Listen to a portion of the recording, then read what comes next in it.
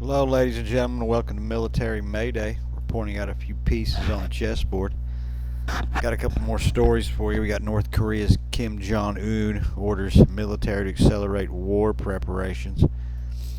Another story: China's military lashes out at U.S. after breakthrough talks. We're going to get into both of these stories, but before I do, smash the like button, subscribe to the channel, help us out a little bit. More people might be interested in this type of information. North Korea leader Kim Jong Un has ordered its military, the munitions industry, and the nuclear weapons sector to accelerate war preparations to counter what he called unprecedented confrontational moves by the United States. State media reported on Thursday. Speaking on policy directions for the new year at a key meeting of the country's ruling party on Wednesday, Kim also said Pyongyang would expand its strategic cooperation with anti-imperialist independent countries, news agencies KCNA reported. Kim set forth the militant task for the People's Army at the munitions industry, nuclear weapons, and civil defense sectors for further accelerating the war preparations. This has obviously been translated. North Korea has been expanding ties with Russia, among others, as Washington accuses Pyongyang of supplying military equipment to Moscow for use in its war with Ukraine, while Russia provides technical support to help North advance its military capabilities. Now, I don't even remember when North Korea became a arms supplier, and why would they be able to supply Russia, and what are they supplying with? U.S. arms, because that's who backs Kim. Kim also laid out economic goals for a new year during the meeting, calling it a decisive year to accomplish the country's 5-year development plan, the report said. He clarified the important task for the new year to be dynamically pushed forward in the key industry sectors and called for stabilizing the agriculture production on a high level. The North has suffered serious food shortages in recent decades, including famine in the 90s, often as a result of natural disasters. International experts have warned that the border closures during the COVID-19 pandemic worsened food security. North Korea's crop output was estimated to have increased year on year in 2023 due to favorable weather conditions, but Seoul officially said the amount was still far below what they needed to address the country's chronic food shortages. The ninth plenary meeting of the 8th Central Committee of Workers' Party of Korea kicked off on Tuesday to wrap up a year during which the isolated North enshrined nuclear policy in its constitution and launched a spy satellite and fired new intercontinental ballistic missiles. The days-long assembly of the party and government officials has been used in recent years to make key policy announcements. Previously stated, state media released Kim's speech on New Year's Day. My thoughts on this is basically, we run Kim Jong Un. If he's building weapons, we're in control of those weapons, and we're probably sabotaging a lot of the stuff. Because if it's North Korea building weapons, it'd be lucky to be a fucking wheelbarrow. I mean, that's the truth of it. I mean, what, they supplying Russia with wheelbarrows? I mean, seriously. I mean, I don't even think they could make that.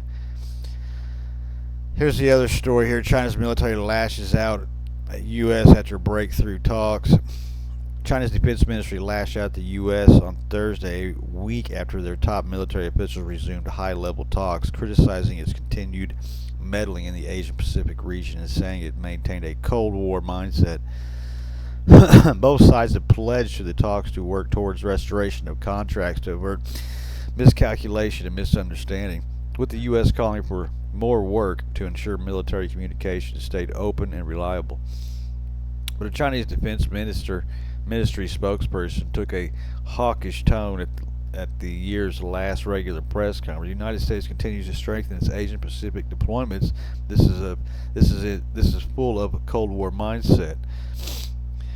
Its goal is, for now, for its own selfish gains, to maintain its hegemony. Its nature is to stoke confrontation. U.S. officials had hoped last week's talks, when the U.S. General Charles Brown and his Chinese counterpart, General Zelensky, held a video conference in the first such event in more than a year, can bring a broader restoration of military ties. Those talks followed a pact in San Francisco last month between the leaders of both countries to resume such ties, which Beijing has snapped after a visit to self-ruled Taiwan in 2022 by Nancy Pelosi, then Speaker of the House of Representatives. The video yielded positive and constructive outcomes, but Beijing expected Washington to take concrete action on the basis of equality and respect to promote the sounds of steady development in the China-U.S. military relations. On Taiwan, set to hold a key president election January 3rd, Wu accused its government of deliberately hyping up a military threat from China for electoral gain, and I'm sure we did. We firmly oppose any country having official and military contact with Taiwan in any form. The U.S. is manipulating the Taiwan question in various forms, which is a very dangerous gamble. I think Taiwan wants to stay under U.S. control, by the way. Taiwan's defense ministry said this week it was not seeking any signs of large-scale Chinese military activity before the elections, but was keeping close watch on China. Yeah, and you have to. On the domestic front, Wu declined to comment on the removal of this week of three executives at the Leader Aerospace Defense from China's top political advisory body. People's Liberation Army Rocket Force has also been in focus recently after two major senior leaders were suddenly replaced at the end of July with commanders from outside of the force.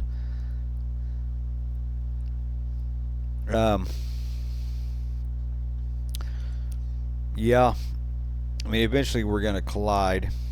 You know this. But depending on how long it is from now, we will stomp their rotten ass right back to their own country. They just don't have the equipment to do it. They've got the manpower. They just don't have what America's got. America's got the largest force you've ever seen. It's massive. It probably makes up all other countries combined, friend or foe. And it probably make up 60% of our forces at best, maybe 65.